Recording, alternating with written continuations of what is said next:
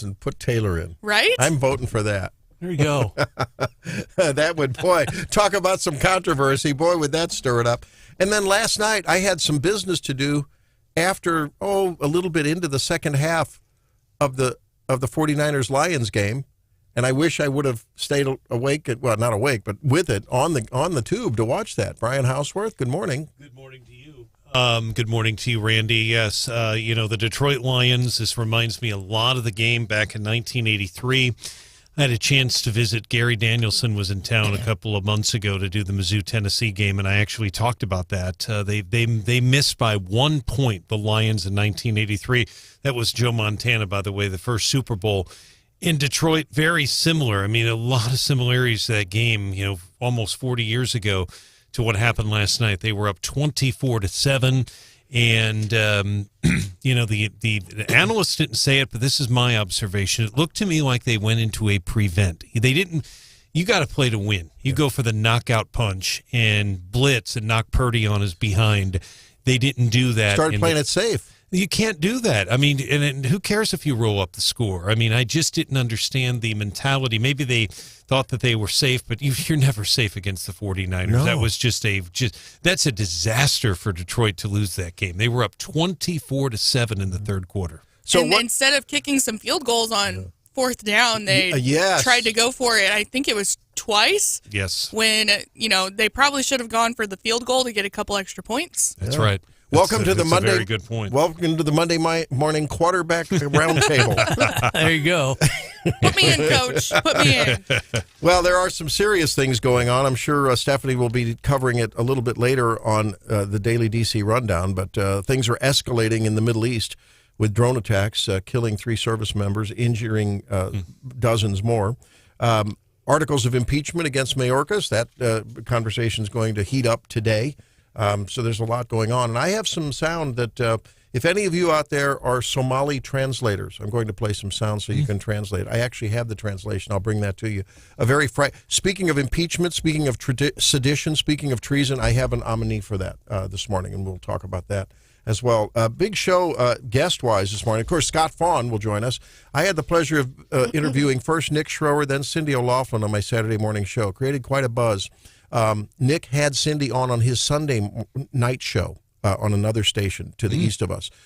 And wow. I'm anxious to see what his assessment of is what might happen in the Missouri Senate. Cindy O'Loughlin was actually a little bit humble. She actually said, well, maybe I've been a little bit unrestrained at times, and I pledge to cool my jets. I hope everyone else can do that.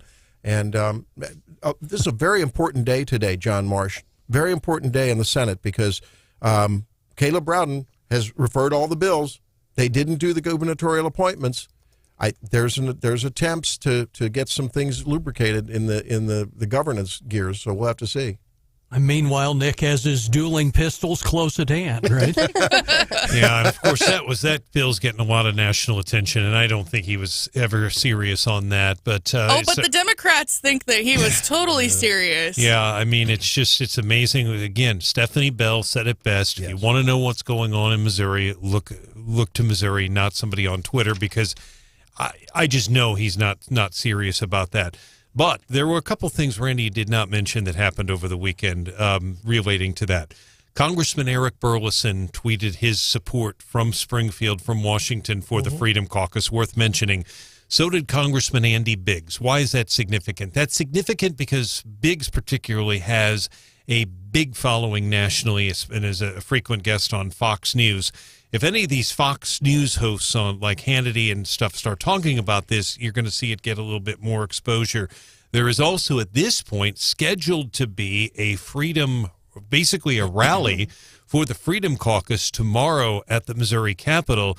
Just so happens there's also abortion rights supporters are going to rally there about the same time, not on the same issue. But that is scheduled to go tomorrow. So we'll see what happens. But you are right about the gubernatorial appointments because technically they only have a couple more days to confirm them or They expire?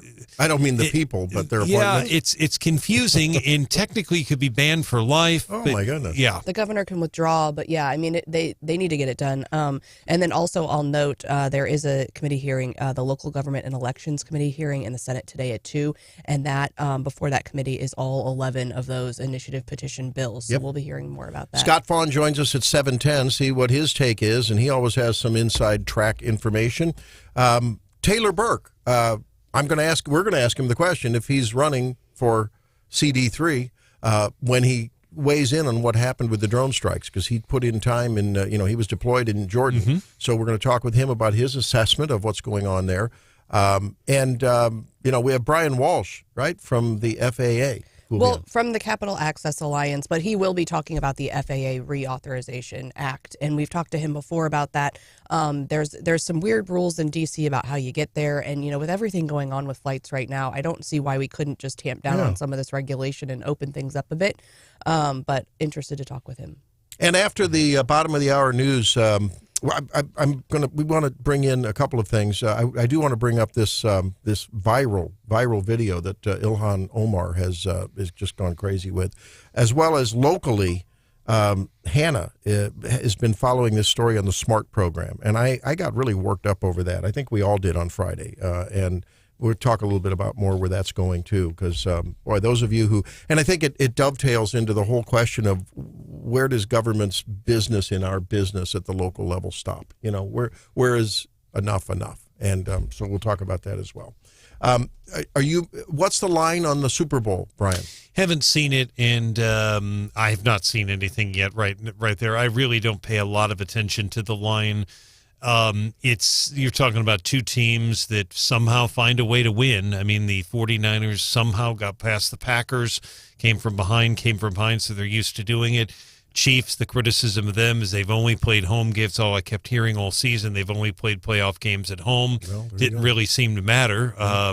They win in Buffalo and win there. So should be, weather should be fine. It's going to be out at Allegiant Stadium in Las Vegas. Do the wide receivers and Kelsey have new gloves? Have they changed glove vendors? I wonder, because they're catching the ball again. Better stick them, I guess. Yeah, put some contact cement on there. Yeah, I mean, it all depends. If you think back when they lost the game to the Raiders, it was a disaster, and I believe that was the game where Mahomes threw his helmet, was yelling at his offensive line, and Kelsey threw a helmet. And Nance's man said on air, Andy's losing his team. He's losing his team. I remember him saying that on TV. So it's interesting how just a few weeks later, it's not that long ago, things change. Yeah, it's amazing. Chiefs 2.5-point favorites. Okay, well, there you morning. go. Bob tells us that Brian is correct. There's a big difference. Don't pump up his head, Bob. Don't pump up. There's a big difference between, quote, playing to win and, quote, playing not to lose. There have been a lot of teams that have lost a game when they switched to the play not to lose scenario. Chiefs included. Yep. Yeah, and again, that's not a criticism when I said it of Dan Campbell, but it's just, I think some teams worry about, I can't speak for Dan Campbell. I think sometimes they worry about running up the score, but it worked for you in the first half. You go all out. I mean, you've got to put the pedal to the metal. They were on their backs, and you can't allow a team like that to get back in, especially at Levi Stadium. They had the crowd completely out of the game, and it's very similar to the 1982. The Lions had that game. They had Billy Sims, Gary Danielson, couldn't do it. It's a real shame for Detroit, but a credit to the 49ers. On the text line at 573-874-9390, James in Eldon says, Highway 54 is very slick. Highway 54 between Brazito and Eugene. So I guess there are still some dangerous roads. There are. I'll tell you, the first thing people are going to have to do when they get out this morning is scrape the ice off their windshield. We are way above normal for this time. I'll have a story on that tomorrow in terms of rainfall. But, yeah, we've got the ice on windshields. I didn't notice any on the road. I'm not sure about Brazito. John may know. Shouldn't be. There's no ice advisory. But we heard the same thing. Heard down south all the way to the lake, you might hit an icy patch on 54 especially. So you got to be careful. And dense fog advisory is in effect till 10, too. So, yeah, we're finally going to see the sun this morning. That's almost worthy. Yeah. That's almost worthy That's almost it's almost worthy of the breaking news theme. So the question is, will Stephanie continue to use her energy light when we see the sun? I don't know. Definitely. Well, and, as we're talking about windshields being frosted over, special shout out to the husband. He had a fire call early this morning, and they drove right by the house to go on the call, and he stopped and remote started my car for me. Oh, my gosh. That's chivalry. That's chivalry. It is. And after the bottom of the hour break, I want to mention, we did not talk about it last week, but there's something going on in Southeast Missouri. I don't know if it's a canary in the coal mine, but another company in poor rural, but I think it's across rural America. This is rural Missouri. That smelter going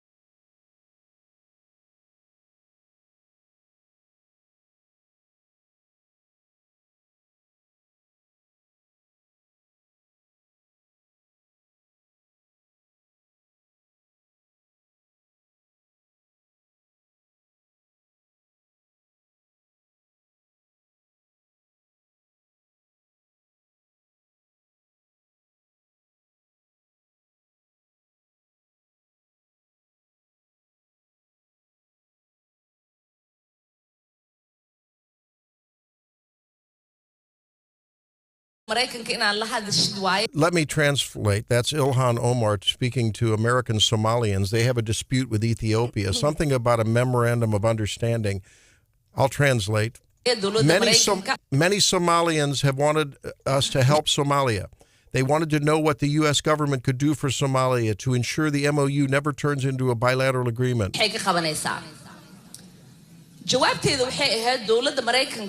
answer to the Somalians was, wait for it, that the U.S. government will only do what Somalians in the U.S. tell them to do. They must follow our orders. This is how we safeguard the interest of Somalia. The Daily DC Rundown. Wow. That's a lot, especially as we are learning about more conflict in the Middle East overnight. We learned that 3 U.S. Army soldiers were killed, 34 injured. That was up in Jordan. There is going to be a lot of talk today about how to respond.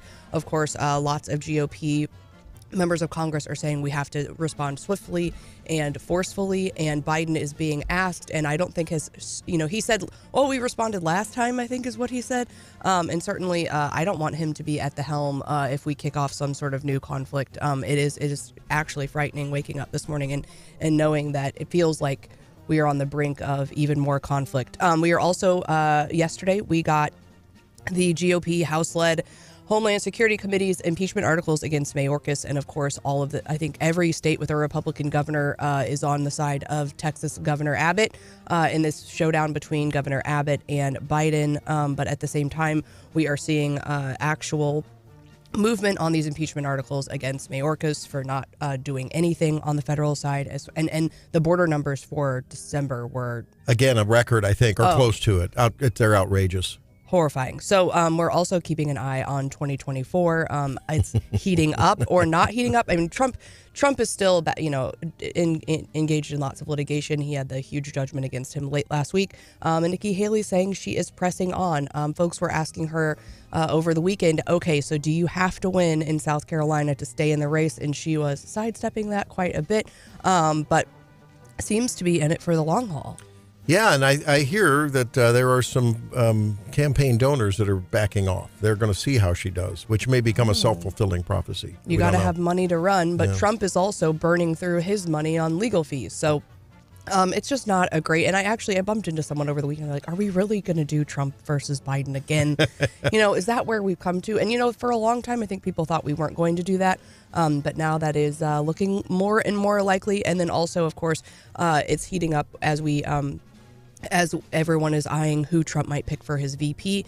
But more and more rumors swirling around Elise Stefanik for that VP pick. And obviously, I think Nikki Haley is completely out of that mix. But maybe, Vivek Ramaswamy, there are some rumors there too. But I think my money's going to be on Elise Stefanik. My money's going to be on someone other than a Trump Jr. I think in order to gather those independents and sustain the increasing support he has among blacks, Hispanics, I think he's going to have to keep someone a little bit to the left of him. And we're also getting some news over the weekend about Missouri's congressional race that is now wide open, CD3, and learning who might replace Congressman Luke DeMeyer. We've heard more recently that Senator Fitzwater is not going to run. He had a lengthy post on social media about his choice there. And then we are hearing over the weekend that Sarah Walsh, former Representative Walsh, who had been considering, is saying that she is also not going to run. So yeah, and we're going to be talking with Taylor Burks a little bit later on the program and ask him about things. So we'll be talking about what's going on in Jordan and ask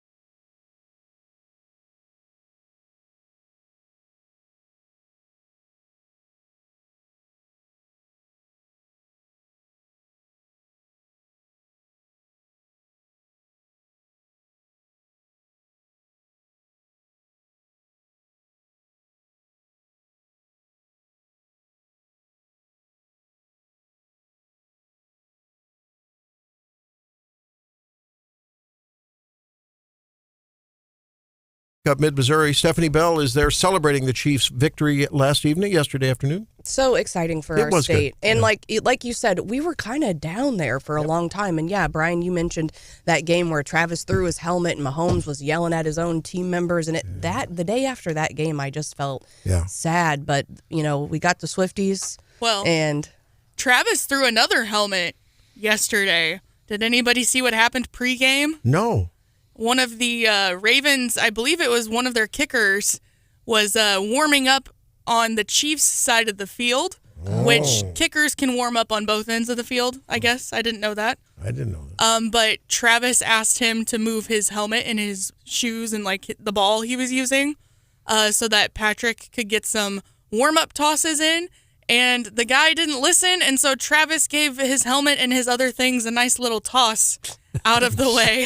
Well, there you go. Yeah. And then, asked him to move it. Now, last night, when they were awarding the Lamar Hunt Trophy, they again, as they are wont to do, whenever there's a Kelsey shot, because he really gave a very impassioned, high-energy speech. Always. Okay.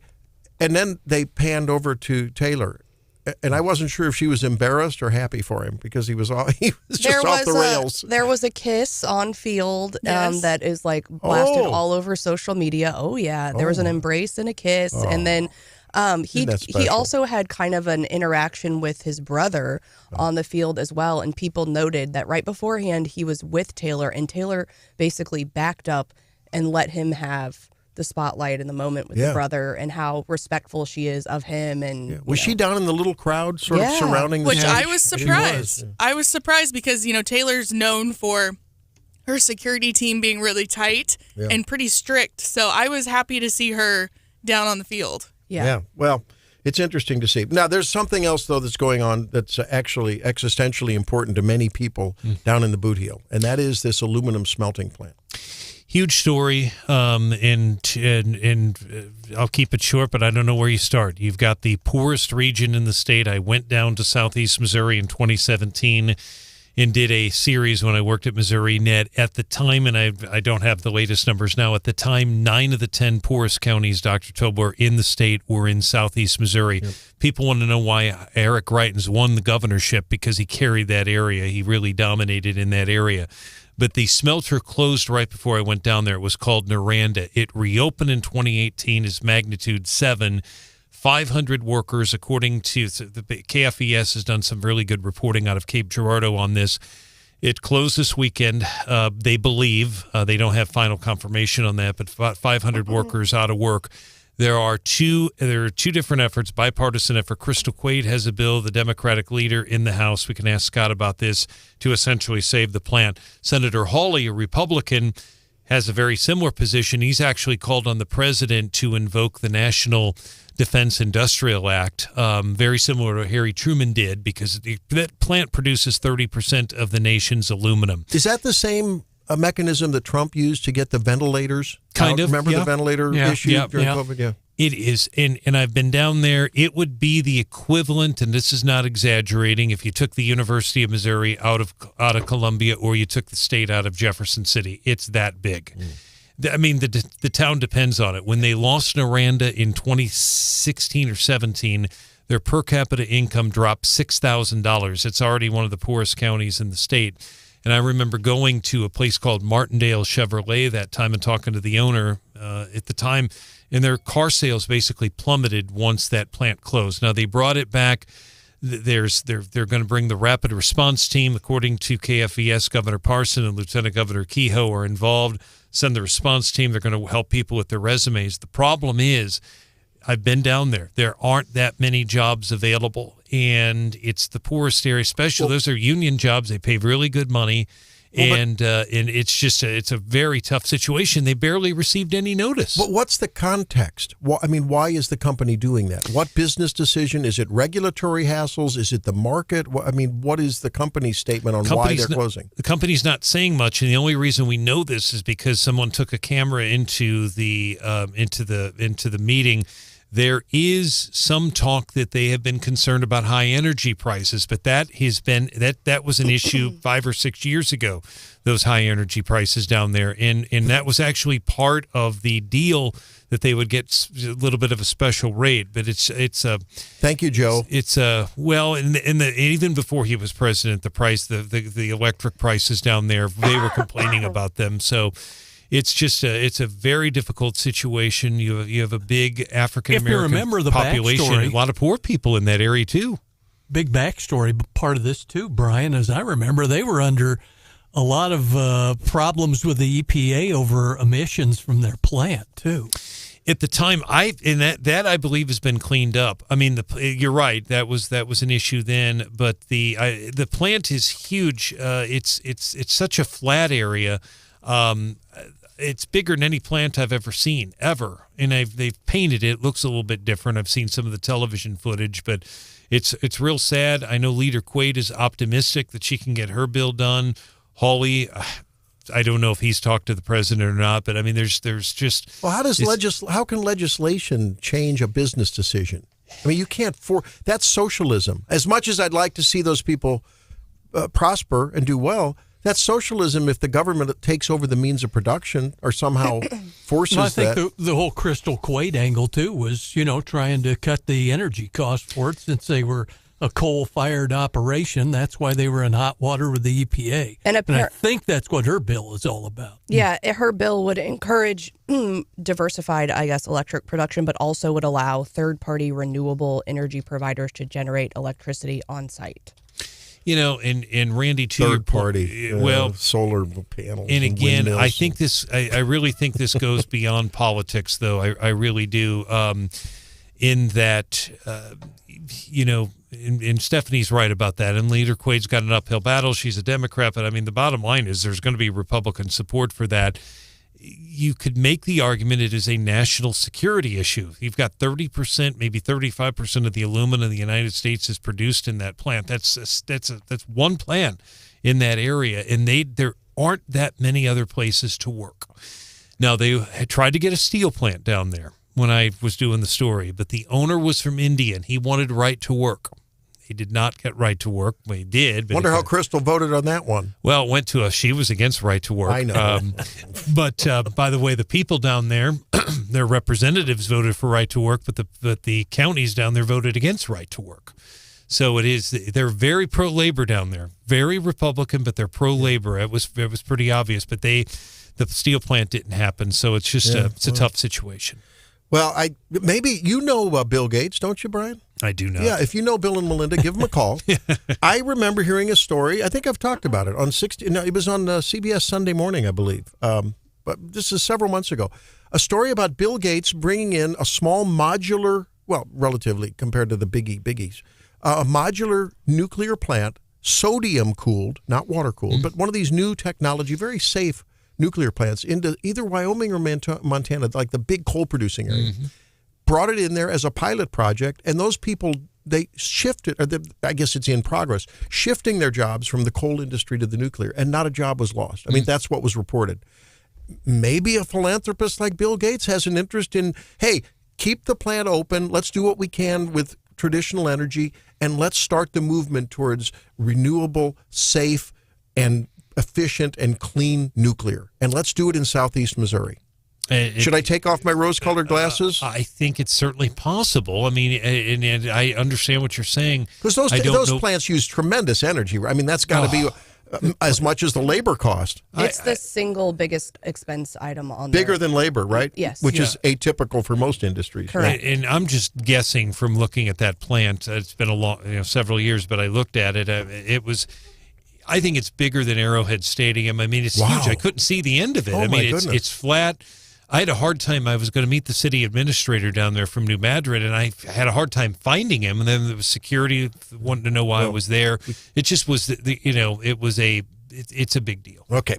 We'll keep following that, and maybe there will be some strange and productive bedfellows. Well, that didn't sound right. With Crystal Quaid and Josh Hawley. But politically. All right. Scott Faughn will join us at 7:10. Coming up, John, you have adult children? Yes.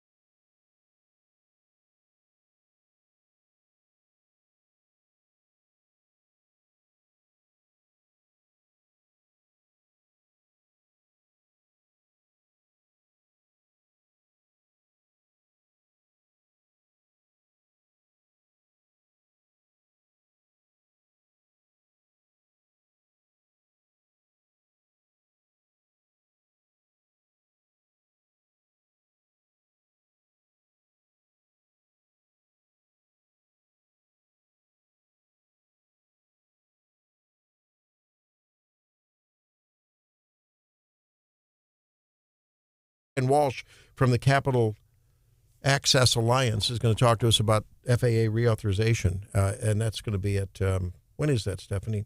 7:35. Yeah, 7:35. So mark your clocks for those moments. Now, John, we have this family thread, right? Everyone has their family thread. A family group chat, as most folks would call it, Randy. I call it a thread on the text with the green pop-up thing. Okay. I know. It's so, okay. My daughter, Shannon, has this way of sort of poking the old bear here. And once in a while reminds me of her, quote, childhood fond memories. She sends me this thing. She says, "This is Dad," with smiley face. Let's see if I can play it here. Yeah. And what it is there's a woman, there's a woman looking at two pieces of paper, and one says, dine in at home, and the other is special meal at special dining at a membership club, special membership club. And she picks a piece of paper, and she, it's like a blind pick the paper, and she picks the membership club. And then they pan to a Costco, and she's eating pizza and a hot dog, and the sign goes up at membership club. And my daughter, this is something I don't remember. I don't know, John, do you ever get selective memory about things? Never. One of my favorite childhood pastimes with you is our exclusive dining on Saturday mornings. And I told her it was special. We were going to go to Sam's. There was no Costco. Going to go to Sam's, pick up a couple things, and get a bite to eat. And somehow this is what she remembers. Now, I did hear a story this morning on the program. It's budget friendly. Yeah. I did hear a story on the show before us, the Wall Street Journal show, which was interesting. This reminds me This morning with Gordon Deal. This morning with Gordon. Yeah, but I think the Wall Street Journal produces it, don't they? I don't know. I don't know. I think so. At any rate, with Gordon Deal, it's a great show. I love it. Good magazine. A guy had eaten for a whole month only Costco hot dogs, and he lost weight, lost 4 pounds. There's a guy that did that with McDonald's, I think, or it was or was it Kentucky Fried Chicken? There's a Chipotle guy too. So that's weird, right? I mean, how do you lose weight eating junk food like that all the time? I know I covered a guy like that in What's Hot with Hannah several months ago. Yeah. Who ate McDonald's exclusively. That's where I heard it. Yeah. And I believe the point he was trying to prove was that nutrition is mostly about portion size rather than what you eat. Yeah. So he was limiting his portion sizes of McDonald's and lost some weight, and I think his cholesterol went way down, which was weird. Yeah. Portion size makes a big difference. I know in the practice, it's really funny. Everyone does it. And if you're listening and you say you haven't done it, I'm sorry, you get 5 Pinocchios. Okay. Dr. Tobler is about to call us all out. Well, I call myself out. I am addicted to these little, as my snack when I get home after a long day, I love these little veggie straws. They're little. Yes. Those are good. My kids like those. Okay, so 36 veggie straws is 80 calories, whatever. It's like volume eating. That's really good. So, do you know how little 36 straws are? I mean, there's nothing. Before you know it, I mean, that's like one handful. Yeah, they're like puffed air, basically. Oh, man, but they're so good. And Helene reminds me, I'm like, I don't know, where did the bag go? It was a big bag, and she said, you don't just eat 36 at one time. Well, there's a girl on TikTok who, she calls them air snacks that you can have.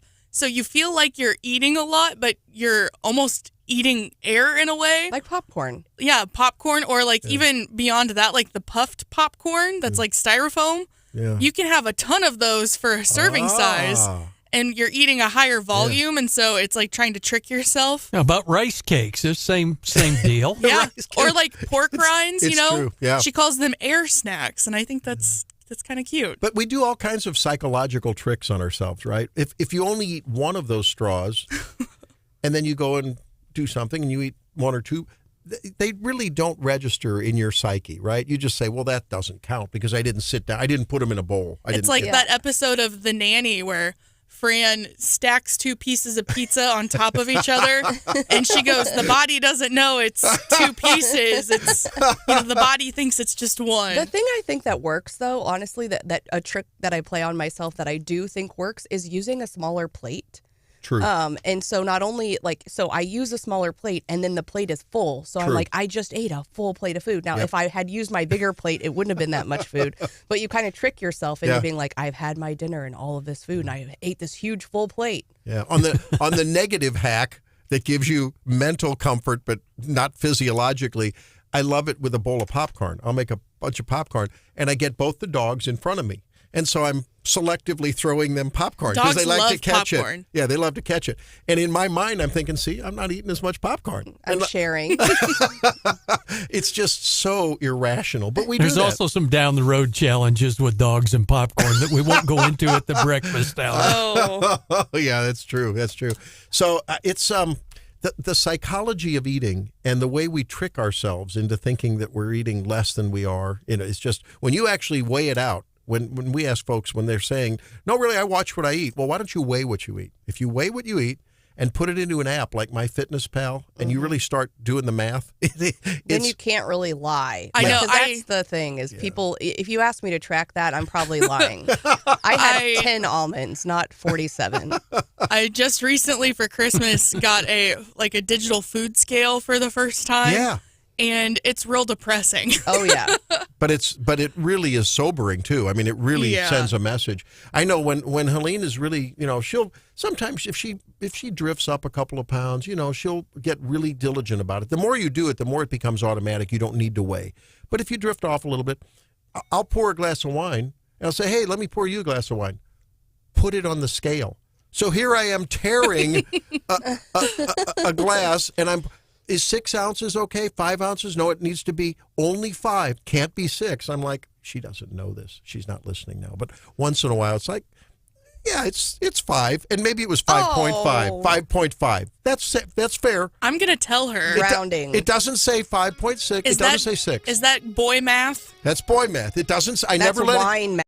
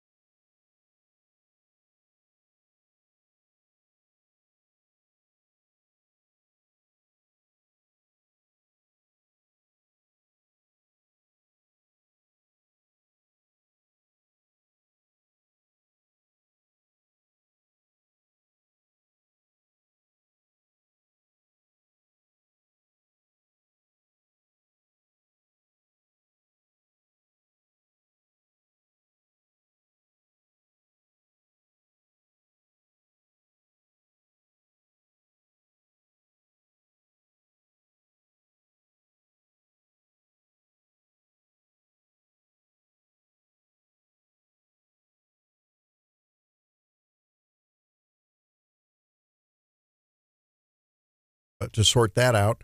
But when it comes to Missouri politics, we talk to Scott Faughn. Of course, Scott is the omniscient one, Scott Faughn. How's that sound? Publisher of Missouri Times and host of This Week in Missouri Politics. Welcome.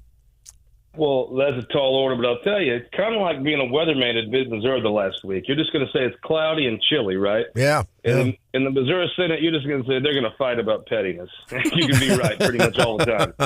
You know, over the weekend, there were some interviews that went on in a station over in St. Louis that Nick Schroer was on. Cindy O'Loughlin was on. She was on his show, I understand, last night. I talked with Cindy on air over the weekend, and she said, you know what, I probably got a little overheated sometimes. I hope we can all do that. And, Monday morning, I expect things to start happening, essentially, is what she said, because now that all of the bills are referred to committee, let's get those gubernatorial appointments going and let's get something happening. Is that a pipe dream? I mean, the bills were referred Thursday at about 10:30, and nothing happened. I think Nick has tried. I think, it's kind of the house. In the House, they fight and throw fit. Usually the insane people scream and cuss, and the crazies get like, oh, my God, I can't believe I'm stuck in a room with these people. And then they come up, they take the Senate bill, and they all hate the Senate together, and it unites them. I think what Nick's learning is this isn't the House. These are bigger fights. You almost have to pick a side. And, I think Andrew Kennedy learned you can't just stick at the leadership every single time and then kind of give kind of a mealy-mouthed apology. Even Andrew, 5 years of that, they got tired of him. I think Nick probably should pick him aside and pick a jersey and see which side he's on. So it's been tough for him. But, I mean, you tell me. I don't know what – the bills were referred early in session Thursday, and yet it was complaining. Now, I do think you're going to see look, if they move up gubernatorial appointments, Cindy O'Loughlin is no longer the floor leader. That's just the truth. If a group of senators can pick just some asinine, mundane thing that's not even a Senate priority, they don't even have a beef with any of these people. I mean, you ask them, they don't have a problem with any of the appointments. It's just, pettiness ruling the day. Look, if that's what happens, then Bill Eigle's the floor leader, right? And, they should give him the office and give him the keys and let him try to do it. Well, wait, explain that. Also go rogue. Explain that. Why? What mechanism would jettison Cindy from being the floor leader? Go through that technically. Well, I mean, she might have the office and the title, but if a group of senators can just hijack the order of business and could just say, no, you're not going to this, we're in charge. Especially, it'd be one thing if they had some beef about Senator Hageman, right? That's up for MoDOT. If they had some issue with him that he just couldn't serve on that commission, then okay, fine. I think people would be like, well, I mean, if you feel that way, I understand. And they'd pull him. But nobody has a problem with these people. It is simply just, we're in charge here. Yep. We have 6 votes, and you have, or 7 votes. You have 17, but we're going to run the place. And if she backs down, it'll have big ramifications, and they'll be in charge. And I would personally advocate for if she bows to them, that she should just let them run it. I mean, I think they'll find it a little tough to run. It's so much easier to be the person that nitpicks everything than it is to be the person that doesn't. And that's just true of anything in life. Being the leader of the opposition is fun. We have to actually make the trains run on time. That's a lot tougher. So if they do the gubernatorial appointments, then I think they'll start passing things. I also think that was true last Thursday, last Monday, Tuesday, Wednesday, and Thursday of last week too. So you tell me what's changed. Well, it's interesting that I learned over the weekend that this move that they pulled the week before about submitting the IP bill to the committee of the whole, which means the whole Senate debates it, had not been invoked since the early 1900s. That's what Cindy O'Loughlin told me. It's rarely done. That's never going to happen. I mean, there was zero chance. I mean, honestly, there's a better chance of me becoming an underwear model than. Hey, you could do that. And now, Hauswirth has a Speedo he's been looking to break out. If you guys do that, I feel a calendar coming on. Marsh, are you in? I'm in. Yeah, I'm in. You put Scott in Brian's happy pants. Now, John, you'd have to contribute. Maybe we could get Cosmo at one of our sister stations to do that. I'm thinking maybe we got something going here. If Marsh is in, I'm in. And I've got some billowing trunks that I wear when I go to the Ark swimming. I'm happy to do it. it. What? I bet Scott's got some hammer pants left from the 90s. I'm kind of in. Okay, all right. Let's wait till it warms up, though. Okay, Brian Hauswirth. Can we start a fundraiser to have you put your clothes back on? What lucky charity are we going to help? Exactly. Scott, we do appreciate you joining us. I did. Well, normally, but not today. Exactly. I did talk to Carolyn McDowell yesterday, the Cole County Republican Party, and she's the best. She says you're going to be the keynote speaker at their Lincoln Days coming up in February 19th. So, which will be a big opportunity for you. I want to talk about a bill that has not gotten much media attention, but I think it's very important here in Columbia. We had her on last week. Today, a vote in the House Special Committee on Education Reform, one-sentence bill. State Representative Cherie Tolson-Reich would allow charter schools in the city of Columbia. What are its chances of passage? I mean, I would say not good. I think this. Caleb Rowden hates Columbia Public Schools about the devil hates Jesus or I hate the Cubs. I actually think that you've had so many folks come together, and they've just had I call it my corn man moment. I met the most corrupt, worst superintendent in the history of the state. I think so many Missourians have met their corn man, and Columbia, apparently Caleb has met his.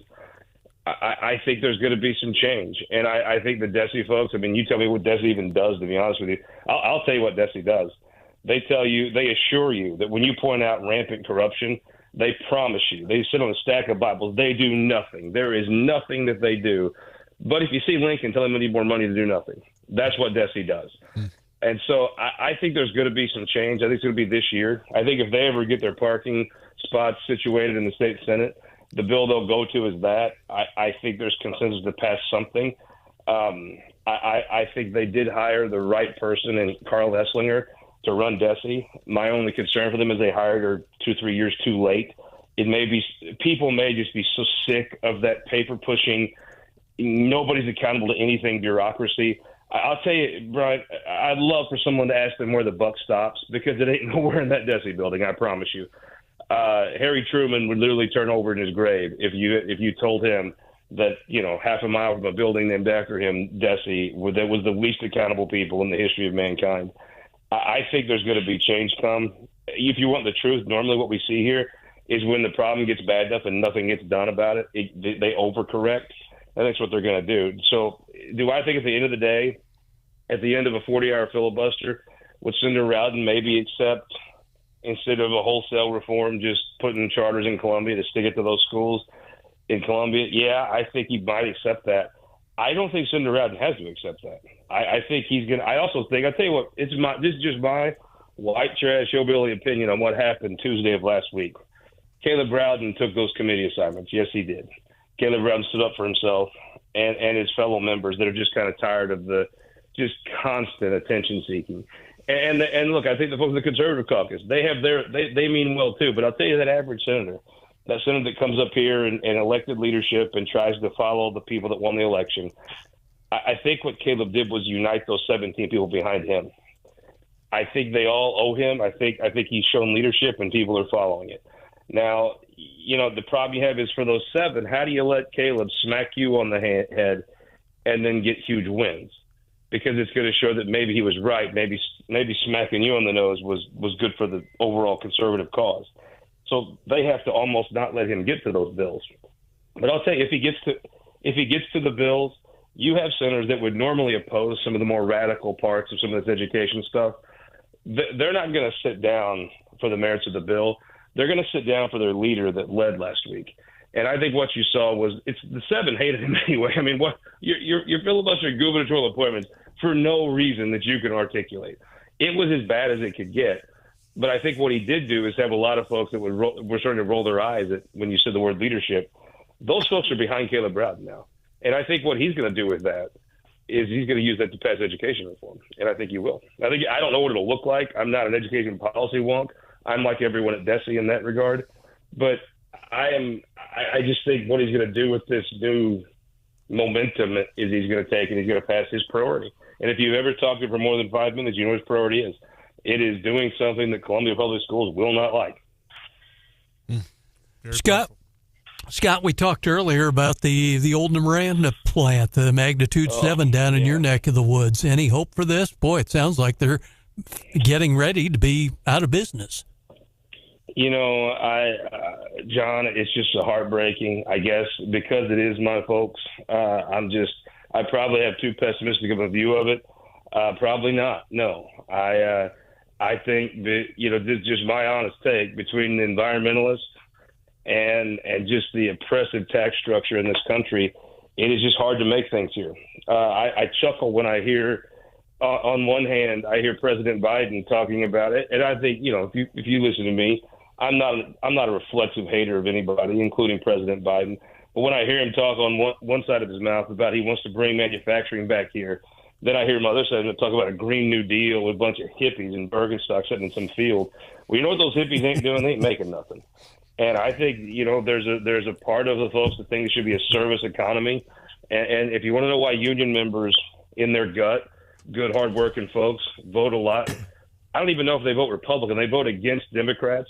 It's because they'd rather have some hippies, make some hippie happy in a field smoking pot somewhere than actually make things in America. And I think, the good folks in New Madrid are suffering because of hippie do-gooder weirdos that somehow get elected to government. And this is what they do to you. Scott Faughn. Every single time. Scott Faughn joins us. Scott, look, I'm a truth seeker, and I call balls and strikes. You know that. I know that. Everyone knows that about me.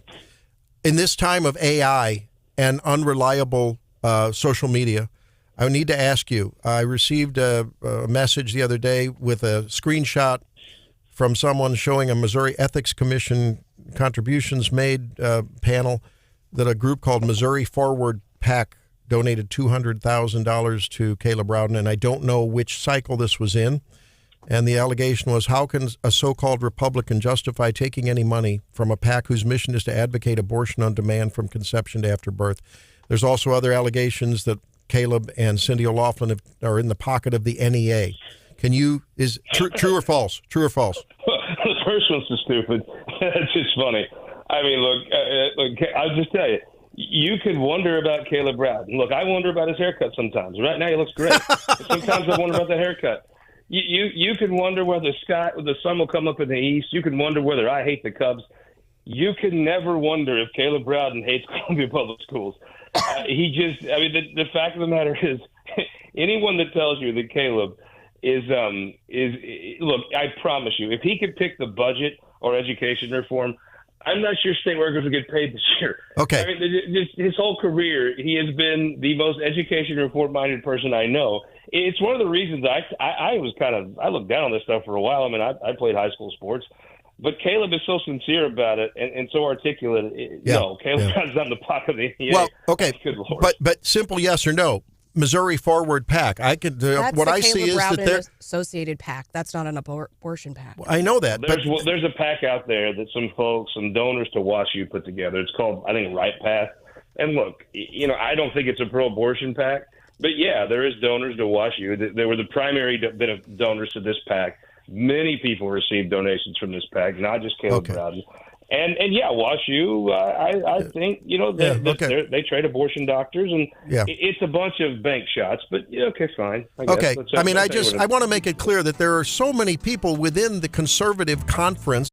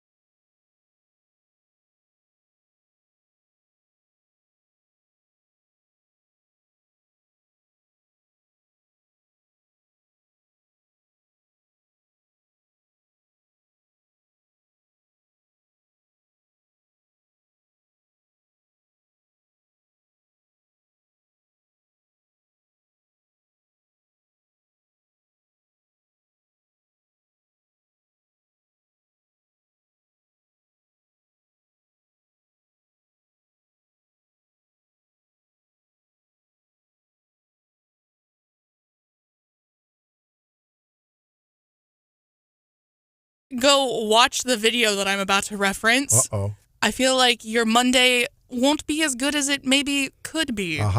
It's a very funny video.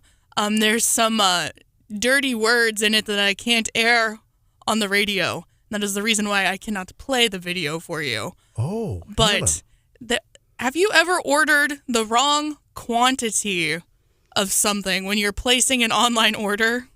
Yes. Was it really bad? Or was it minor? I think I have enough Crystal Light to last an entire lifetime. I know when I was getting the hang of doing online grocery pickup, I fell victim to thinking I was ordering a bunch of bananas. And so I would put one in, and then I would only get one singular banana instead of a bunch of them. But this guy has gone viral on the Clock app, otherwise known as Twitter.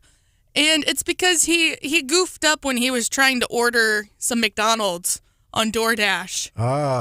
He wanted to order 20 total chicken nuggets. So 2 orders of a 10-piece. Okay. Misunderstood what the app was asking for and ended up placing an order for 20 orders of 10-piece nuggets. Wow. Which is a lot of nuggets, right? In the video, they have all of the boxes of nuggets open on the counter. And him and his nuggets. Yes. Him and his family just keep laughing that's got to be it, right? Nope, there's more nuggets in the bag. I don't know. John, it sounds like nugget heaven to me. How about you? I'd say. I did that with car parts once. Got 4 instead of 1, but... What kind of sauce? Did you get a variety of sauces, or was all sweet and sour? Okay. I wonder if they got unisauce with that order. Probably all the same.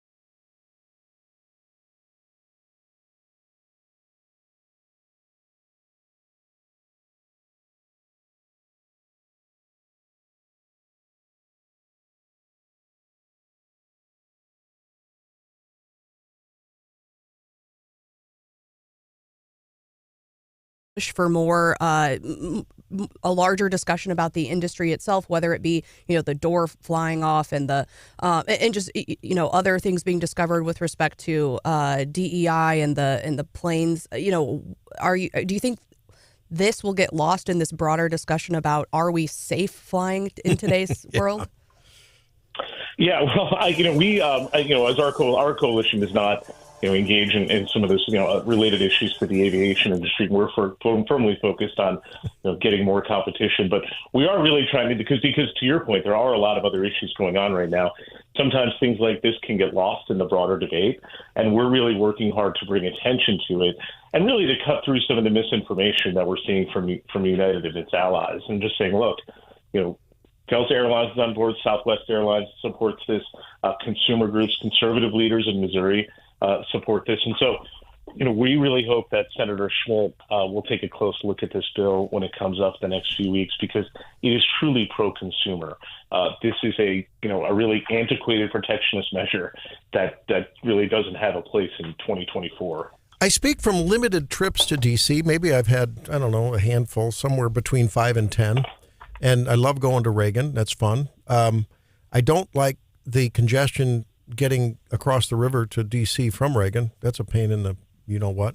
I'm thinking, so in a future world with a free market, what would be the advantage? Any advantage for someone maybe wanting to go to Dulles because things will become more congested in terms of, the shuttle to and from wherever you're going in D.C. from Reagan, if more and more flights come in, or is that not the case?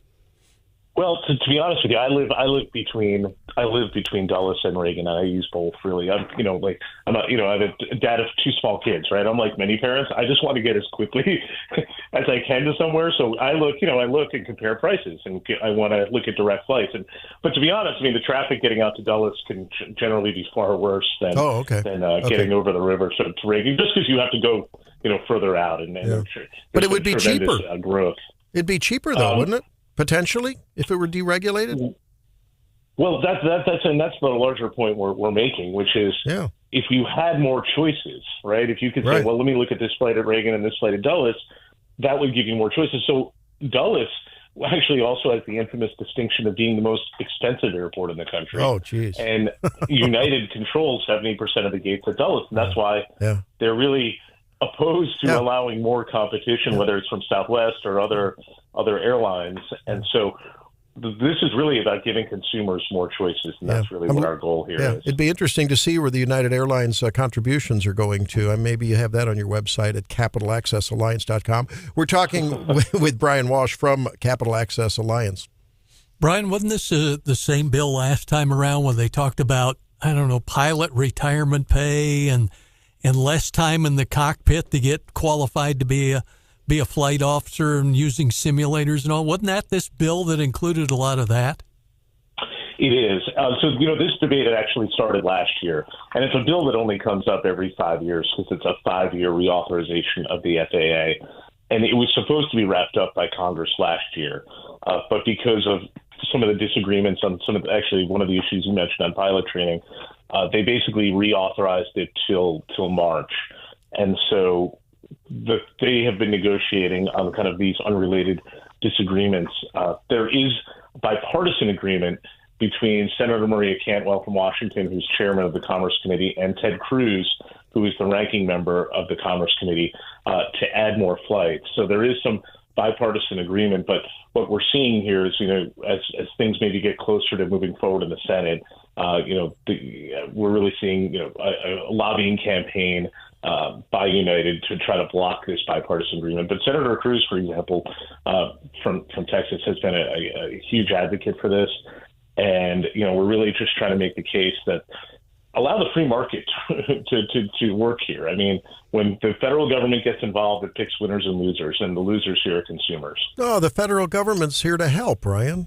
I'm from the federal government. I'm here to help. Isn't it ironic? I think Ronald Reagan said that with his tongue in his cheek. So can people listening to the program here count on it that if the Capital Access Alliance, initiative takes hold and the perimeter is improved, both within the perimeter, so the flights from Kansas City and St. Louis might expand as well as those outside the perimeter? There would at least be the option for that. Okay. What it would just authorize more flights, and then airlines would apply for those slots, and they could decide where they want to go. But the key point I do want to emphasize, though, is that the existing flights, the current flights to Kansas City and St. Louis, remain completely untouched.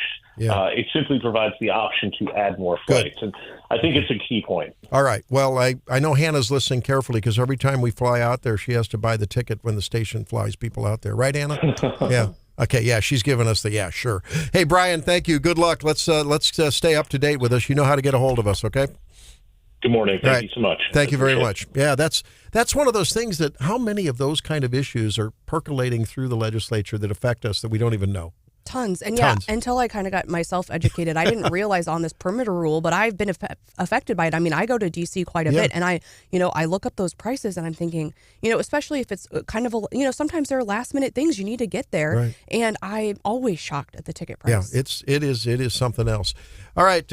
That's interesting news. So we'll keep an eye on it. CapitalAccessAlliance.com. John, what's in or outside your perimeter for your segment?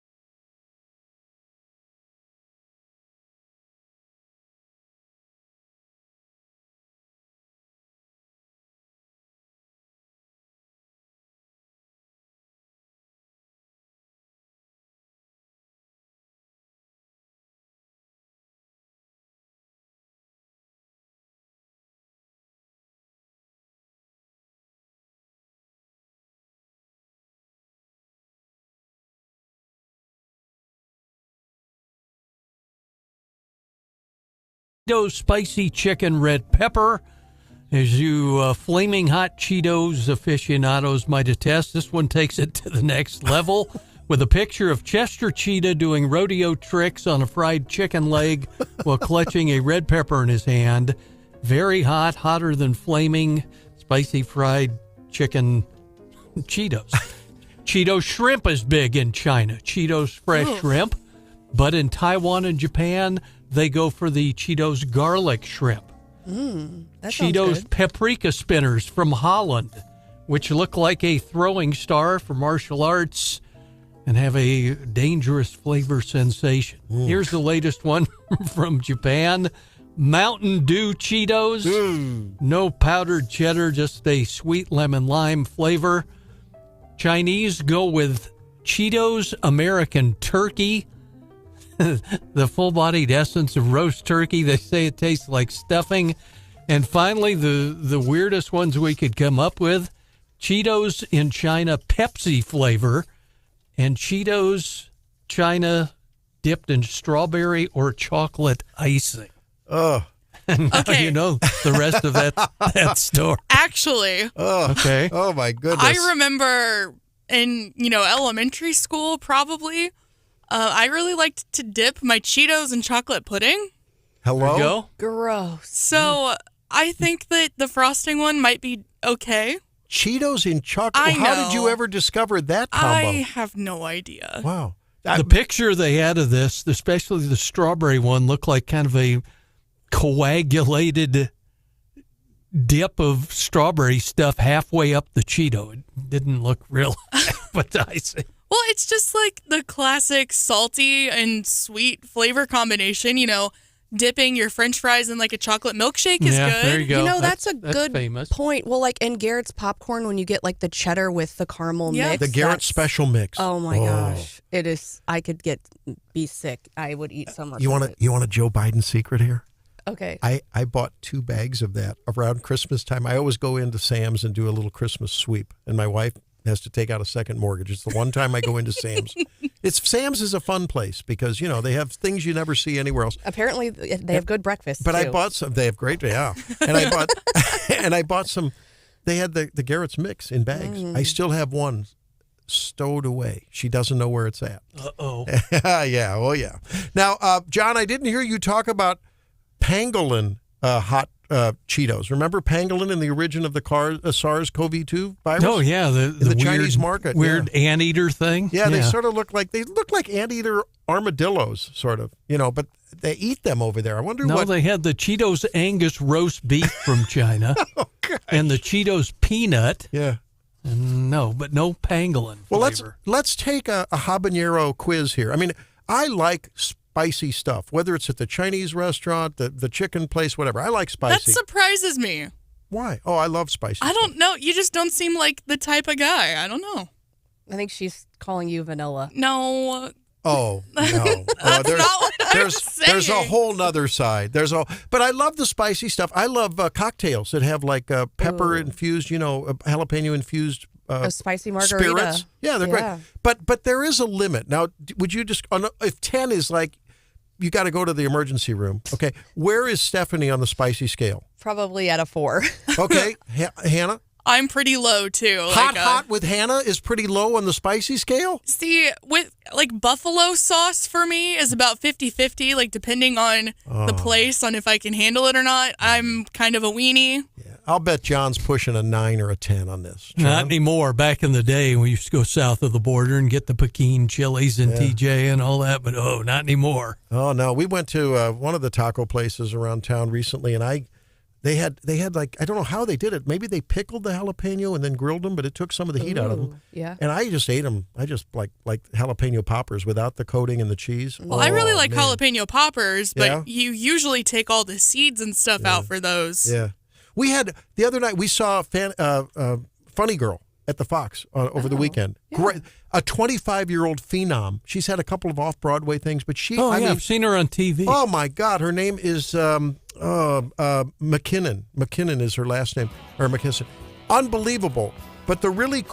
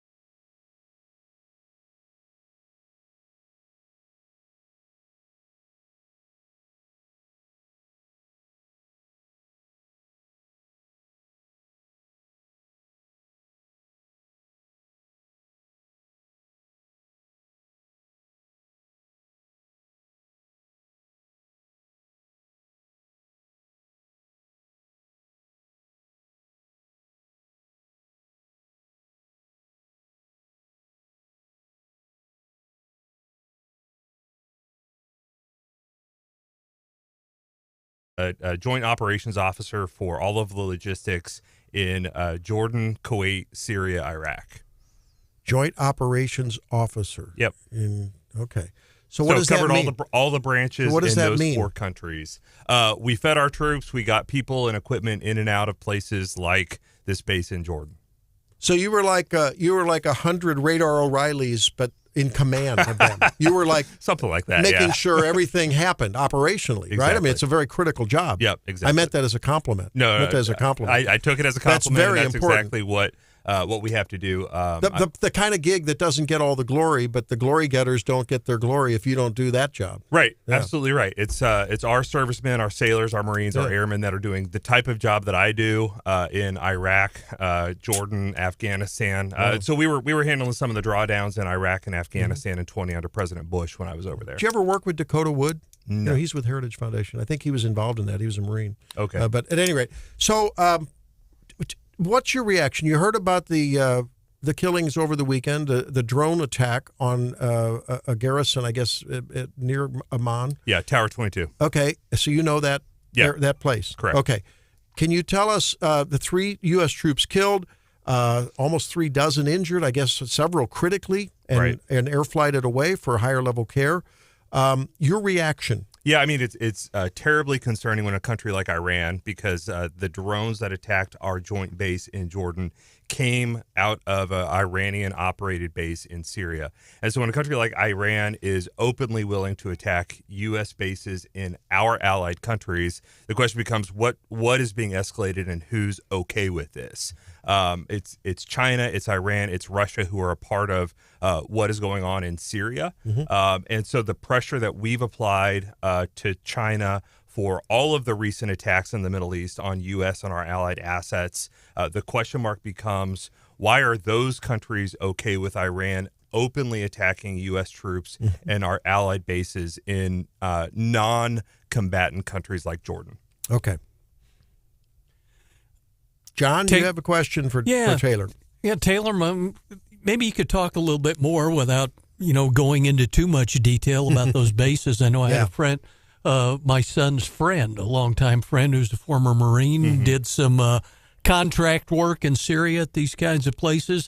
These are what, embedded trainers and presumably special ops people at these kinds of bases? Yeah, I mean, that's a fair assessment. And again, this is a base that is operated in Jordan, which is a U.S. ally. We're not doing our own combat operations there. We're just a part of multinational forces where we support and train and help equip as a part of our treaty and our international obligations with our friends overseas. So these are people who I don't know what they were doing there or have been doing there this past year, but I think it's fair to say that we are there to train and really observe what's happening in a country like Syria when there are a lot of bad actors that the United States needs to pay attention to. And so when Iran attacks us there, knowing that our mission isn't a combatant mission, it's a defensive kind of observational mission, again, we should be saying, hey, how is this okay? But two, what's actually coming over the horizon? What should Americans, what should the president, what should Congress be concerned about? Because they're trying to take out U.S. assets, just our eyes to see, hey, what's our risk? What's our threat? So how do you hope that we respond? Because certainly this morning we're hearing that, a lot of congressional members woke up and said, we got to do something here. No, we absolutely do. And this is what President Trump showed during his term. We took out Soleimani, the international terrorist that works for Iran, back in 2020 when I was overseas. And I think that shows that when we're aggressive and strong toward Iran and these other countries, it doesn't invite future and stronger attacks for these continued attacks on Americans wherever we are in the globe. So we have to respond. I think it has to be proportional. I think it has to be on our terms. But it also, you don't want to escalate a situation for, a part of the globe that is already blowing up without American intervention. We're talking with Taylor Burks, former Boone County Commissioner, as you know, and vast and deep military experience in what is really a tinderbox portion of the world. Biden, over the weekend, I guess it was a press release, a statement from the White House, will respond in the way and at the time of our determination. And that's standard boilerplate language. But let's pivot to the fact you've run for Congress before, right? you've been to that rodeo before. Right. We will ask you, how you feel about another run because your name has been floated among many in the wake of Blaine Luetkemeier's retirement. What is your general stance? I was walking through the lobby on the way back into the studio before the segment, and someone said, "Why are we there in the first place?" I heard that this was about the mission there. It was reported over the weekend is ISIS suppression extension. So yeah, like you referenced. Where's your stance on foreign policy? Are you more in the Rand Paul camp or more in the Nikki Haley camp? Well, I certainly think that there are a lot of opportunities for us to pull out of places that are 20-year-old vestiges of the global war on terror. And I said this in 22 when I was running. What we did in 20 when I was deployed was started closing down and pulling out of places in Iraq and Afghanistan. And that's no secret. I mean, President Trump wanted us to start planning and doing those things, and then Biden bungled it when he took office. So that's the right thing to do, is to pull out of these places and just not be a target to begin with. But the United States still has global obligations. We still have friends. And what President Trump showed is that, hey, if we start holding our friends' feet to the fire, say, hey, you've got to pick up these obligations that we've done for 20-some years by proactively pulling out, I think that's definitely the right place for us to be as a country. We can't fund this global presence, every country in the world, all the time, nonstop, like we've done for the last 40, 50 years. We have to pick where our focus is going to be, because the real risk, the real threat is a country like China. And I think that there are going to be a lot worse things happening in the next few years with China that we have to be prepared for. So long as we're sucked into places like this, we're going to be distracted from the real adversary, which is China. So am I hearing that the spirit behind the Abraham Accords, where it's like, hey, you guys, you be your own neighborhood watch. Right. Yeah, we may be the policeman. We're the cop on the corner with the billy club saying, come on now, guys, get it together. But you are primarily responsible for letting us know. I mean, right? I mean, you can't. I think of drug dealing in infested neighborhoods in our urban areas and maybe in Columbia, Missouri. Yeah. It's like, hey, if no one's ratting on the cops that there's a drug den down the street, how are the cops going to be as effective? Okay, I get it. That's sort of where you stand. Yeah, defend your own house first, and America will stand with our friends, but we can't be your private security guard in your house. Okay, so Sarah Walsh announced over the weekend that she's not going to be running. She's prayerfully considered it. She's going to really focus her attentions. I'm summarizing a text that I think a lot of us got. It was a bulk message, I assume, that she's going to focus her message on the very important pro-life matters here in Missouri. Okay, and your name's been floated along with many others because it's a strange district, that's CD3. That's right. You've been to the rodeo once before. How has that experience informed your decision-making? Or everyone else has semi-thrown your hat in the ring, and no one's asked you, so I'm asking you now. Well, I appreciate it, Randy. We have been actively considering the day that Congressman Luetkemeyer announced. He and I had a phone conversation just to talk about what that would look like. I am firmly in the camp of mid-Missouri, so I was actively supporting and encouraging Senator Fitzwater from Callaway to run. I think we need a strong voice for this district from mid-Missouri. I've said, and I posted last week on social media, that it doesn't have to be me. It doesn't have to be Taylor Burks. I just want to see a strong voice from mid-Missouri, because what happened in 22, the jokers in the Capitol at Jefferson City split up the 4th District and the 5th District, divided Columbia down Broadway, a huge travesty that was all political inside workings at the state capitol. And I'm against that. And some of the names being floated now are the names that were involved in what happened here in mid-Missouri. So all of that to say, I've been encouraging others to run, but no one stood up, no one stepped up. And so we're taking proactive steps to encourage others. But if no one does, then we'll be there. So you're saying it's still under consideration? Yeah, absolutely. And when do you expect to make a determination? Yeah, so I have a Navy obligation for the next 2 weeks. I'll be with my unit as we prepare to do stuff on the reserve side. Now is not an appropriate time for me to announce, as I'm going on orders and doing those sorts of things. But we're also getting into Lincoln Day season.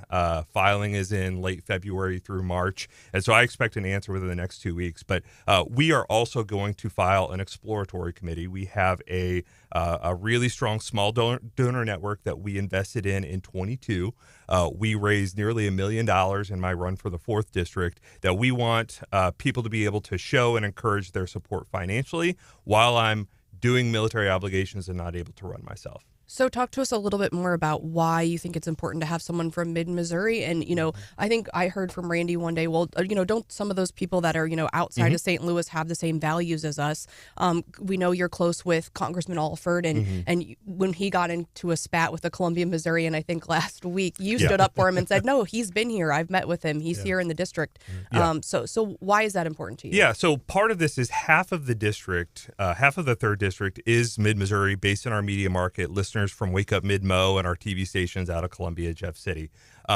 When you're talking about somebody coming from St. Louis that doesn't have those relationships, when Mark or Blaine come to Columbia, it's helpful to have somebody on the ground showing them, say, hey, who do you need to speak to? What do you need to look at? If you are from mid-Missouri, you don't need that initial, concierge to walk you around and do those types of things. And so when it comes to knowing the infrastructure issues, 63 and 70 interchange, or our outer roads here in Boone County, as we're looking at expanding I-70, when you're talking about the issues that farmers in Callaway or in Cole County face, those are things that somebody from urban St. Louis Metro aren't going to understand the same way someone who is from mid-Missouri does, and that's why it's important. Now you said half of the district is in mid-Missouri. Do you mean census-wise, number of voters, or primary voters geographically? Yeah, primary voters. Half of the population is in Mid-Mo. Right. Okay, I wanted to make clear that that's the case.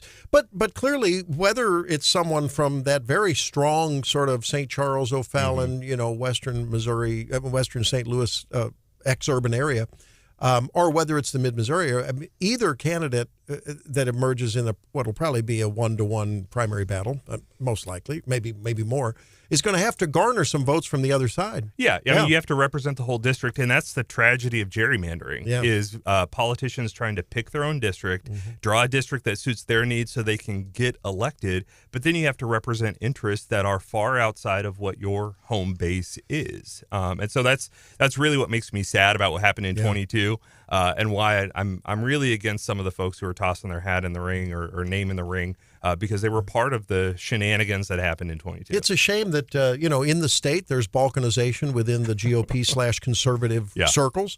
And we see it again reflected here too, and it's really a crying shame, because I think from a value standpoint, everyone's pro-life, right? Everyone wants borders, everyone wants all that. Okay, we have to send warriors to Washington D.C. who can support President Trump next term, and you have to represent all of these interests. Whoever gets to the primary is going to have to do that, and I think the best voice, somebody who knows these interests will be able to do that effectively. Well, the chair you are sitting in is reserved for you when and if you make that announcement. All right. Okay. Yeah. I mean, here on Wake Up Mid-Missouri. Yeah. All right. We got I a deal? appreciate that. That's a deal. Got a deal. All right. There he is, Taylor Burks.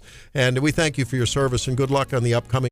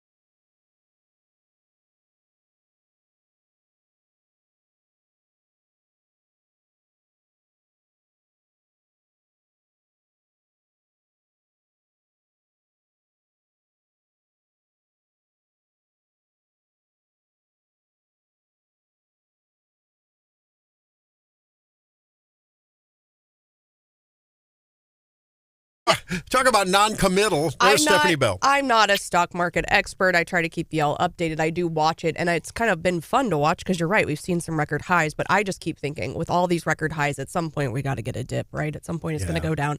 But this morning the futures are mixed. Dow and S&P just slightly down. NASDAQ just slightly up as the market prepares to open. Now, I know we mentioned this last week, Randy, and I think we have to get back to it because I think you were like, what are those? And I'm talking about Zins. Have you seen the Zins? Oh, boy. Well, they're entering the political debate because last week, apparently, Schumer says we got to get rid of Zins. They're, targeting minors and they're bad for you and all of this thing. Well, what are Zins? Okay. So we need to back up because that was, I think, your question last week. As opposed to Zen. This is Zin. And they're little ZYN. pouches of nicotine that you can buy at the gas station. Okay. And they and then you put them in your lip and they deliver nicotine into your bloodstream, but without any of the harmful effects of smoking. Smokeless tobacco. Yes. Well, it's not. Smokeless nicotine. Nicotine. And they are growing like crazy. So in the first 3 months of 2022, more than 800 million units were sold compared to just 126 million in 2019. So they're becoming very popular. The latest version of Skull Bandits, Randy. Okay, well, but I'm on the Zyn website, and it says Zyn is for adult nicotine consumers 21 plus only. Yeah. And that's what Schumer's saying, but they're being marketed to younger people. And the data right now doesn't bear that out, that a lot of younger people are doing it. And people are saying, look, the data is showing that people are moving from smoking to Zins. And in that way, it's actually healthier for them to do Zins than to do to smoke tobacco. So why is this a problem? And even Fetterman came out, if you saw it last week, and he was asked, do you agree with your party about their crackdown on Zins? And he's like, no, I don't. This is ridiculous. Maybe he should ask Dr. Oz. But I think we're going to hear more about this. And of course, before Schumer was all over Monster energy drinks or, Celsius, and now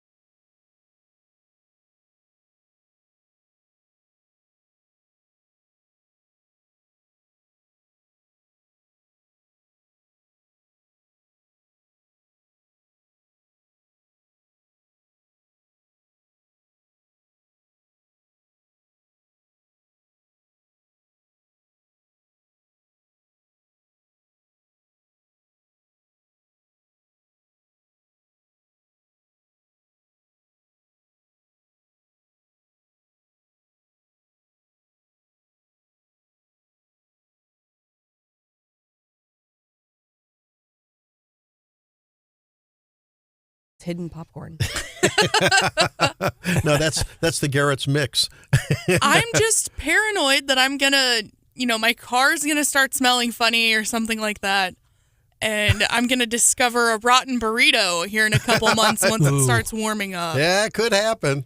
Sandy on the text line, we were talking about a black and blue martini, a few flecks of black pepper with a martini and a blue cheese stuffed olive. Oh, that's awesome. Gross. You like dirty martinis? Yeah. I'll drink them. They're not my fave, but I do like drinks. Like, in my younger years, I drank a lot more stuff that's sweet. Yeah. But I find myself liking more like herbal, less sweet as I get older. John, do you like more spirit-forward drinks, more exploratory drinks, or are you more of an old-fashioned guy, so to speak?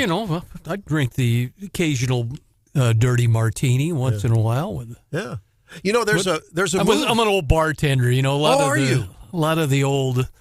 lot of the old standbys with the old fashions and that kind of stuff and Manhattans. Yeah. But some of the new stuff, it gets a little out there. I'm embarrassed to say what I like to drink.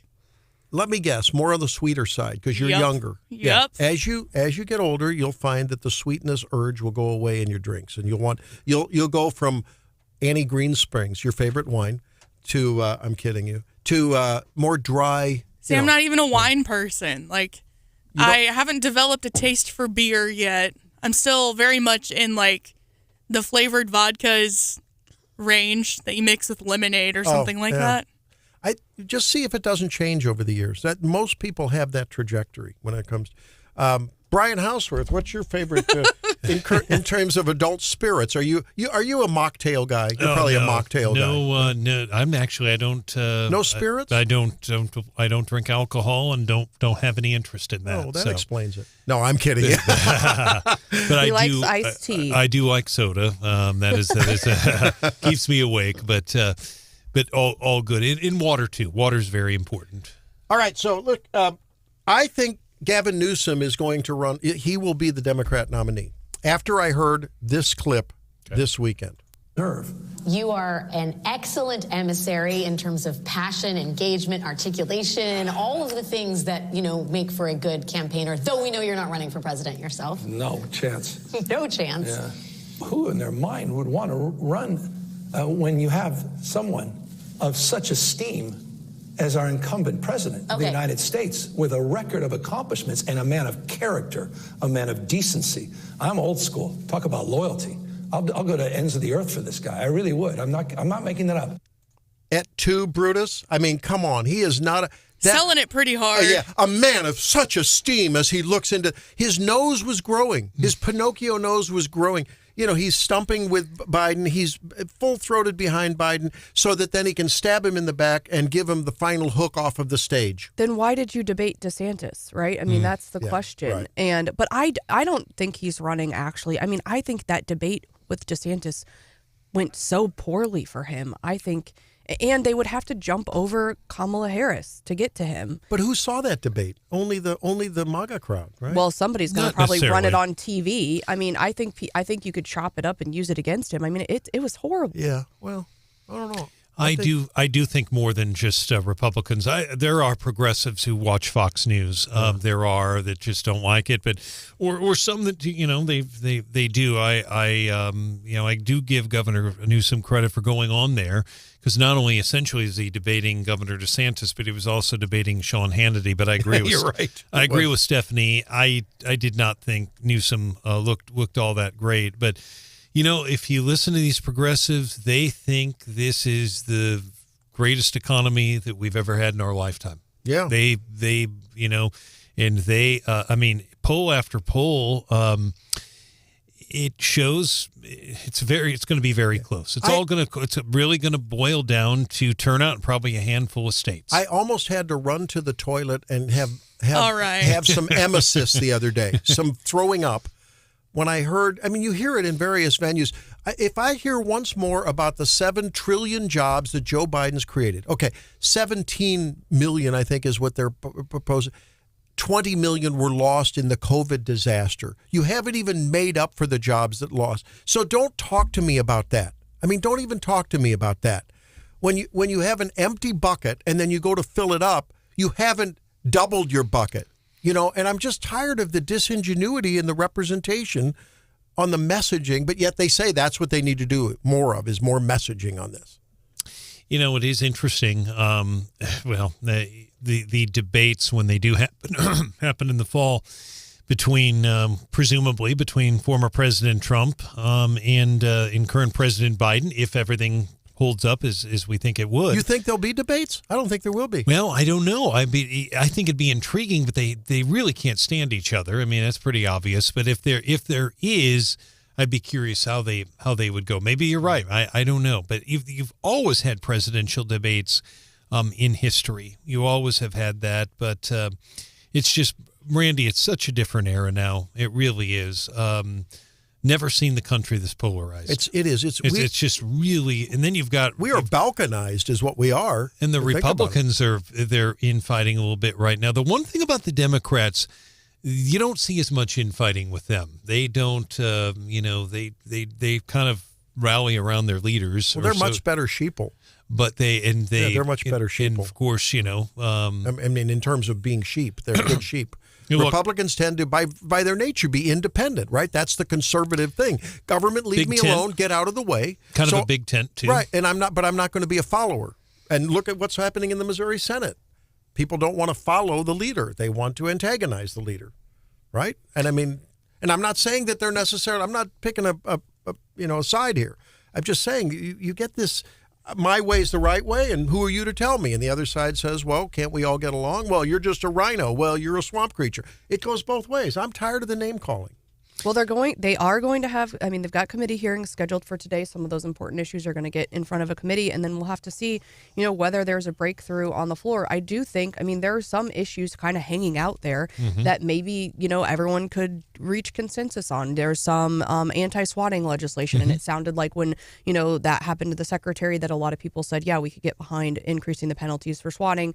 We've got this plant, the aluminum closure down in the Boot Hill, which has both Republicans and Democrats talking about it and talking about solutions. So we'll see. But, I would think, and I'm not in charge of anything. Let's be clear about that. But I would think, John, Hannah, Brian, would you like to debate who's in charge? When it comes to the legislature, I'm not stepping in that. But, you think about debt snowball, if we could get a couple of things under our belt and that people agree on, maybe it could clear a path for some of these bigger items to get at least debated. I'm optimistic. Yeah, and you bring up a great point. Child care tax credits is very bipartisan. That is badly, that's something that both parties agree on. The governor talked about it, Stephanie.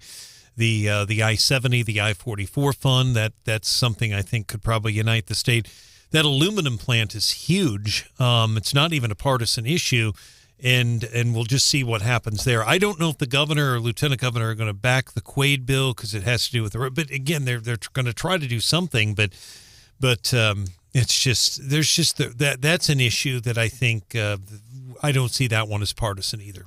Oh, so the legislature, if I'm not mistaken, Brian, with the Noranda plant or whatever it's called now, Magnitude didn't they 7. They approved funding for that whole angle last year, but I think the governor line item vetoed it. I don't remember a line item veto on that, John. I know that they passed some legislation that was related to that when they had a special session in 2017 for the steel plant, and some of it was related to Noranda as well. That did pass, and you very well could be correct. I don't remember the governor. I think it had something to do with the whole EPA thing on their emissions from their smokestacks and all, if I'm not mistaken. And if that was the case, it very well could have been that they put it in there without the governor's recommendation. But it's just Senator Jason Bean, who is really a big ally of Mike Bernskatter. He's been heavily involved in that as well. So we'll see. There's one other thing I should mention here real quick. We talked about very quickly the CPS charter schools bill is going to be voted on today, and we'll see what happens. If Cherie Tolson-Reich can get this out of committee and get to the floor, I think it has a good chance. But there's a woman that listens to our show. Her name is Marissa Hagler, and you've had her on a couple times, Randy. But she submitted written testimony in support of the Tolson-Reich bill. And it's online, it's public information. She says that CPS, this is pretty powerful here is what she's saying. CPS, quote, constantly shuts parents out as moving to an equity-based grading system, which, by the way, I've not heard that. Took our children to a drag show. We remember that, quote, limits voices at school board meetings and allows BLM and LGBTQ flags in classrooms. End of quote. So that is Marissa's testimony that will be read today by committee members before they vote. There's a lot of, by the way, opposition and support in both, but that dragged my attention. I had not heard, at least I've not heard this about equity-based grading system, but that is her testimony. John Potter, who's also running for the school board, has also testified, at least on written form, in support of the Tolson-Reich bill. All right, a reminder that tomorrow is the Take Back Our Senate rally at the Capitol tomorrow. 1 o'clock. Second floor, 11 a.m. 11 a.m., okay. Someone says 11, I don't know. 11 a.m. I'd seen one earlier, but 11, that one will, that's certainly going to get some attention. And the texter said, please share, don't take a side. Well, that's my prerogative to take a side. I'm taking in the side of asking. I continue to ask the question: if the Freedom Caucus is the only way, the true way, the narrow path, to use biblical terms, how come the majority of the GOP senators haven't gone over and joined the Freedom Caucus? Well, and I would just add this. I haven't seen the text, but the bottom line is I've reported on the news the Freedom Rally tomorrow that's going on, and I've also mentioned there's an abortion rights rally going on as well at about the same time. So I assume he's talking about the host, but we certainly have reported on the news that they are going to be down there. And we also reported that the Boone County Central Committee has not called for Rowden's resignation. Right. I think that's very important. Many others have. Several others that's have. Right. Iron County, I believe, and Clay County. You're in Clay County, yeah. Okay, there you go. When we come back, leftovers. And I've got one that actually is a little bit slurpy to think about. Yeah, in a nice kind of a way.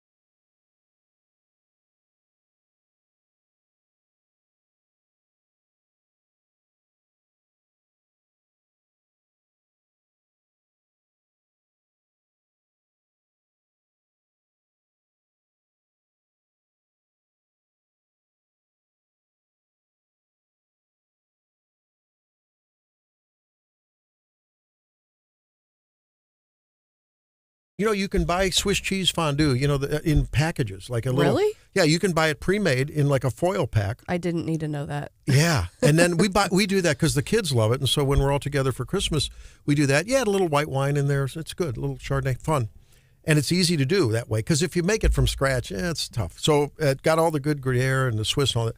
So yesterday we had a leftover package. Helene and I we did a little bit of that. Okay, and it got me to thinking about that time my son called. He's in Lausanne, Switzerland. He works for a company based in Switzerland. Wow. Get the real McCoy stuff there. Yeah, and he's been sending us pictures of the beautiful countryside from Lucerne and from Vienna and others.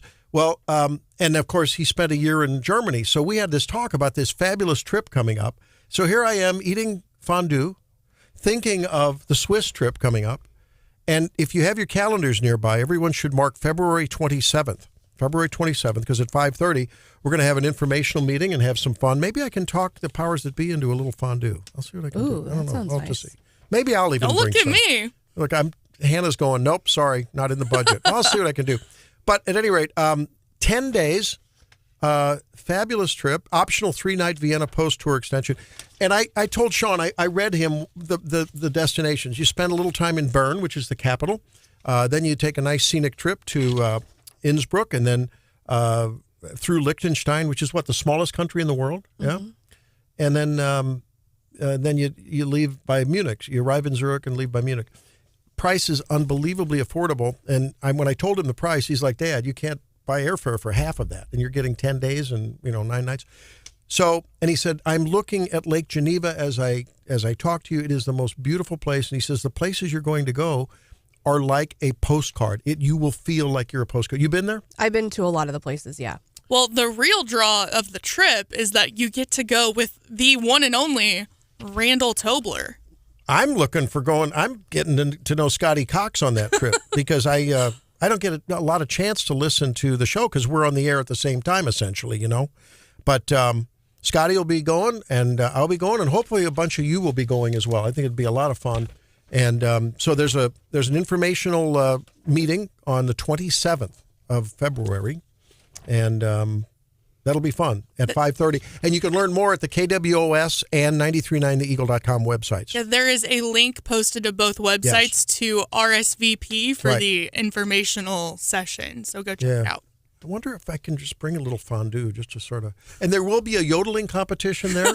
John, all right, I'm out. Are you I'm out. Are you going to enter the yodeling competition? No, I thought I'd channel your idea, and maybe you and I can do an Alpenhorn competition. Oh, yeah, I'm liking that. Oh, What on earth is Sounds happening? Sounds good. So it'll Gary be Nolan's going to need to rescue this mess. Well, we can't go What do you another have left minute over? without letting folks know that it is long awaited, but the citywide distribution of roll carts in Columbia begins today. So you're going to start seeing those Can't things use them today, but it begins today. rolling on out. It's upon us. It is. Have they solved the recycling thing and an extra roll cart yet, or is this just the initial roll cart? This is the initial roll cart. How many complaints are we going to get this week from Columbia residents? I don't know. I just don't understand. And you can't use them till the first week of March, right? I think so. Yeah, they're just rolling That's them a out long right time. now. Just rolling them People out. are going to be confused, and they're going to put their stinky burritos in those trash cans and wonder why no one's picking them up. If I could locate one, I would. Remember, we still have that dangling Chad, the hanging Chad, that our friend Mike Murphy brought up about how there was a time when people were being charged for recycling, but it wasn't happening, and how that's all going to be reconciled. Has that been reconciled yet? I don't think so. And the problem, I mean, other communities, Jefferson City, Ashland, has had roll carts and manages trash. Why